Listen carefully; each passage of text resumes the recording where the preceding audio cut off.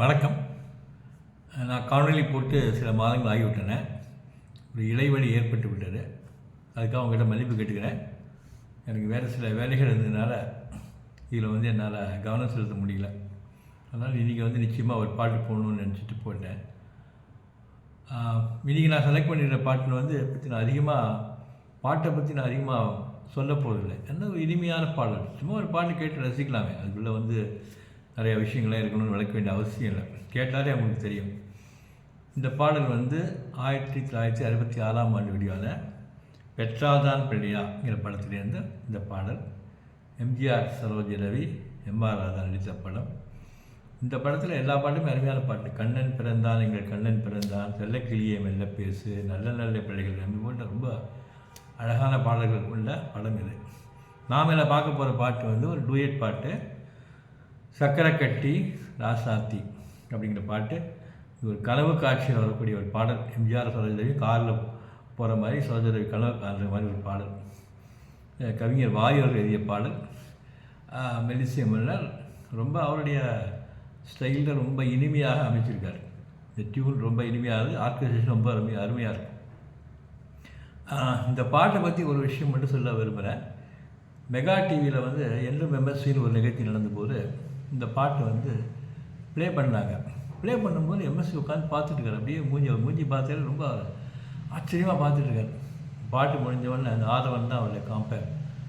அவர்கிட்ட சொன்னார், இந்த பாட்டை பற்றி நீங்கள் என்ன நினைக்கிறீங்க கேட்டு அவர் சொன்னார், ஏதோ போன ஜென்மத்தை போட்ட மாதிரி இருக்குது இந்த பாட்டு அப்படின்னு. ஏன்னா அவரே அந்தளவுக்கு மறந்துட்டார். அவ்வளோ அப்புறம் ஜிப்னால் பீச்சு கேட்குறாரு. அதான் ரொம்ப ஆர்வத்தோடு கேட்டுட்டு இருந்தார். அதுதான் எனக்கு ஞாபகம். இந்த பாட்டு கவிஞர் வாரியார்னு சொன்னேன். இந்த பாட்டில் சக்கரை கட்டி ராசாத்தின்னு பல்லவி ஆரம்பிக்குது. அதுக்கப்புறம் இன்டர்வியூட், அப்புறம் சரணம்.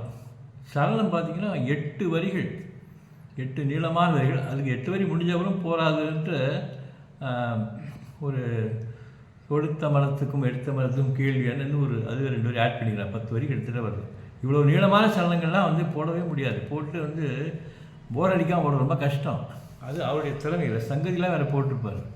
பொதுவாக சரணங்கள் 4 வரி இருக்கும், 4 வரி இருக்கும். இவர் தான் 8 10 வரியெல்லாம் போடணும். 20 தான் அவ்வளோ நிலமான சங்கதி போட்டு இந்த முதல் சரணம் முடிஞ்சோன்னு பார்த்தீங்கன்னாக்கா அதுக்கப்புறம் பல்லவி வராது. அதுக்கு வர சரோஜரி முதல்ல டிஎம்எஸ் தான் பல்லவி பாடுறாரு, சக்கரை ராசாத்தின்னு. அப்புறம் இந்த சரணம் வரும்போது சரணம் முடிஞ்ச உடனே சரோஜரி சுசீலா பாடுறாங்க. அத்தை மகனே அத்தானி உன் அழகை கண்ணால் பித்தானி. இது கேட்டால் வேறு டியூன் மாதிரி இருக்கும். ஆனால் அதே டியூன் தான், அதே பல்லவி அதே டியூன் தான். ஆனால் கேட்டாக்க அது வேறு டியூன் மாதிரி இருக்கும். ஏன்னா அது ஒரு அழகு ஒன்றுட்டு அப்படி வச்சுருக்காரு. இல்லை இன்னொரு அழகு என்னென்னா, இந்த அத்தை மகனே அத்தானி உன் அழகை கண்ணால் பித்தானின்னு பாடினப்பறம் திரும்பி சக்கரை கட்டின்னு பாட மாட்டாங்க. அடுத்த இன்டர்வியூக்கு போயிடுவார். இந்த இன்டர்வியூ பார்த்திங்கன்னா ரொம்ப பியூட்டிஃபுல்லாக இருக்கும். இந்த அத்தை மகனே அத்தானி உன் அழகை கண்ணால் பித்தானி அவங்க பாடின உடனே அப்படியே வர இன்டர்வியூ பாருங்கள். அப்படியே டக்குன்னு எதாவது நூல் போட்டு இழுத்துட்டு போகிற மாதிரியாக இருக்கும்.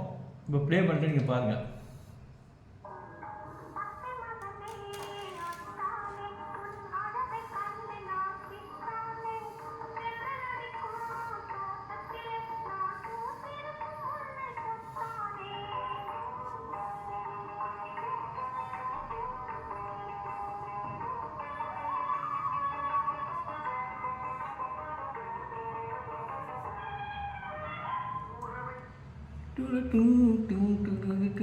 எப்படி அழகாக அப்படின்னு இழுத்துட்டு போகிறார். ஏதோ ஒரு கயத்தை போட்டு இந்த பல்லவியிலேருந்து இழுத்துட்டு போகிற மாதிரி அவ்வளோ அழகாக போகிறார். இதெல்லாம் அவருடைய ப்ரில்லியன்ஸ், இந்த அழகுப்படுத்துவது.